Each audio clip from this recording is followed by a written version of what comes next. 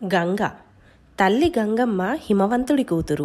మన దేశంలో అతిపెద్ద నదిగా 2500 కిలోమీటర్ల పైగా ప్రవహిస్తూ అందరి పాపాల్ని కడిగే అన్నపూర్ణ. స్వర్గంలో మందాకినిగా, భూలోకంలో గంగా అలకనందగా, పాతాళలోకంలో భోగవతిగా పిలువబడి 3 లోకాలలో ప్రవహించే త్రిపదగా పేరుగాంచినది. తన పూర్వీకులకు స్వర్గప్రాప్తి కొరకు భగీరథుడు గంగను ప్రసన్నం చేసుకొని భూమి మీదకు రమ్మని అర్థించాడు. గంగ తన ప్రవాహ వేగం భూమి తట్టుకోలేదని చెప్పగా భగీరథుడు శివుణ్ణి ప్రార్థించగా శివుడు తన జటాజూటంలో ఆ తల్లిని బంధించి ఒక్కో పాయగా మాత్రమే విడువడగా గంగమ్మ దివి నుంచి భువికి చేరుకున్న కథ మనందరికీ తెలిసిందే. గంగమ్మ తల్లి తన ప్రవాహ మార్గంలో ఎన్నో పుణ్యక్షేత్రాలు వాటిలో ప్రముఖమైనవి.